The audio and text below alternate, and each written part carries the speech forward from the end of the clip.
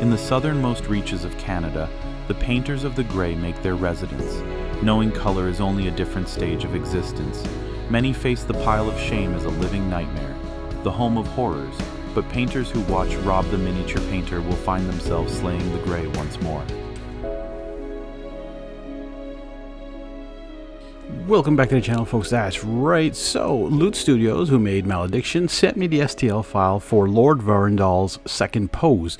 Asked me to print it out and paint it. Well, I didn't find anyone who wanted to print it out on resin, so I printed it out with my Ender 3 V3 KE, whatever it's called, 4.4 nozzle, but at a 0.1 or 0.01 or something like that, 0.1 millimeter layer height. Okay, and then I gave it a zenithal of first a dark Panzer Gray base prime, and then a thunderstorm blue for the zenithal, or not really a zenithal, it's more for where to cast the shadows and the light. It was a little bit easier for me to see that because I'm actually going to show you guys how I try non-metallic metal. But before that, what I do is I put 3 paints on my palette, including Dusty Skull, something else, Ancient Stone, and Pale Sand. And I'm doing this for, I think it's a skull. From what I saw in the images, it looks like a skull. Now, I didn't see any actual artwork for this guy, so I couldn't tell. Now, the only issue I really had with this, as you can see, is the face. It came out a little blotchy with the 0.4 nozzle, because what I did is I actually printed this guy, or set him up, with supports from Creality Print, and not even the supported version, because you can't really remove those supports when you're using like the resin version. But it broke off this like thing he had around his head, and I didn't notice. I think I just pulled too hard, and it broke off this like little circular thing he had around his head, like a halo. All right, now we're going to be working on all sorts of non-metallic, but a whole bunch of dark blues from the Triad, also including one of the Masterclass paints. I can't remember the name right now. Anyways, it's one of the Masterclass paints, and so I watched Zumitico. Is that his name? Zumitico paints. That was like done like 5 years ago or something. I just searched non-metallic metal to see for the easiest way to do it, and his video popped up first. So I said, okay.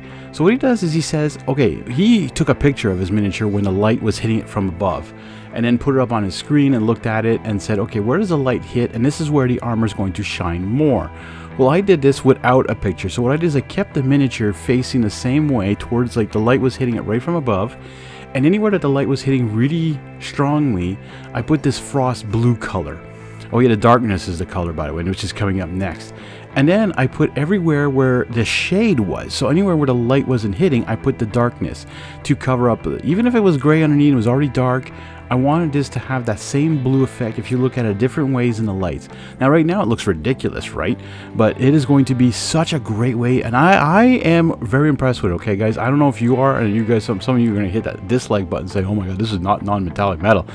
To me, testing this for the first time on a FDM printed miniature that has layers that show up a bit, yeah. So what I'm doing now is I have all these 4 colors on the wet palette, and so you can see I'm mixing Night Sky with Stratus Blue, and what he said was to feather it in as you go from a gradient from the dark to the light, from the light to the dark, so it's kind of like in between kind of thing. So I'm working on this a lot, just trying to really get it in there, making it look as good as possible. And as you can see, it still looks a bit weird. It looks like it's like, well, that's way too bright still. Don't worry, it's gonna all come together looking really nice.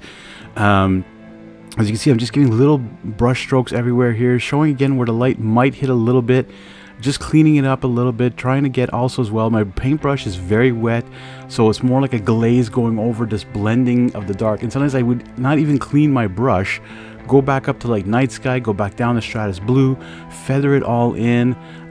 Again, see I'm coming back in here with the lighter one just on my brush. My brush is extremely wet, just touching the tip of it here, reimagining those highlights again with the Frost Blue.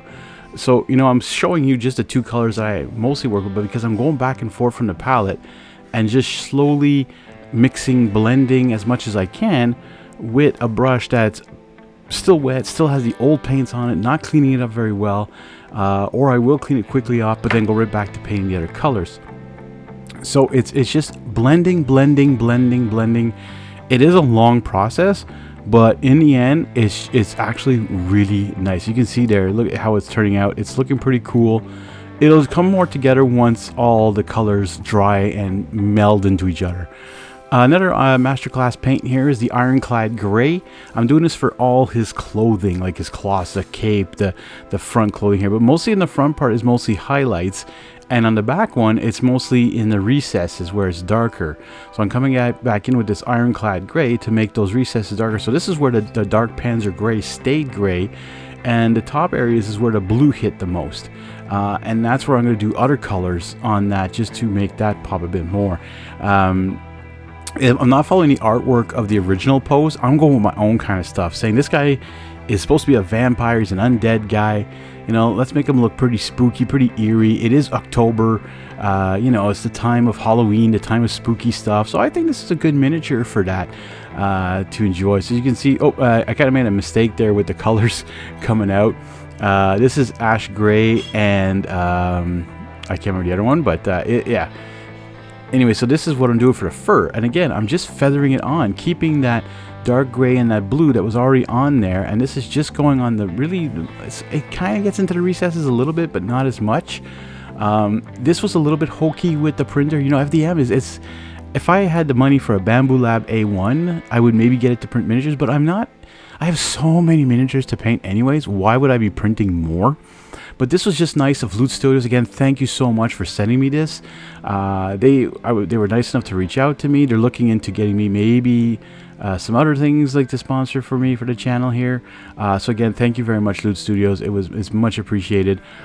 Amazing game, Malediction. Like, I even got one of my friends who doesn't really like card games and miniature games.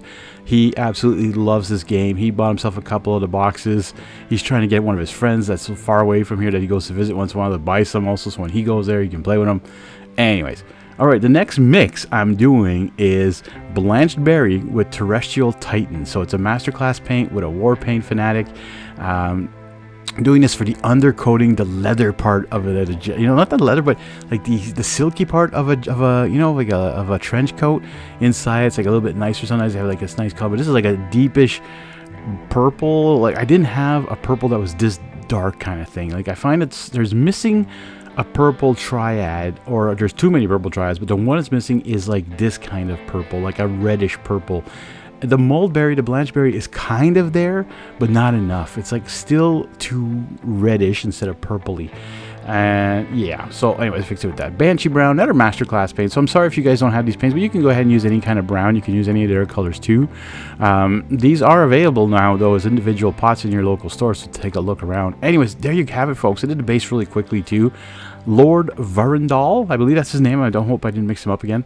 Thank you so much for watching. And don't forget to slay the gray one miniature at a time.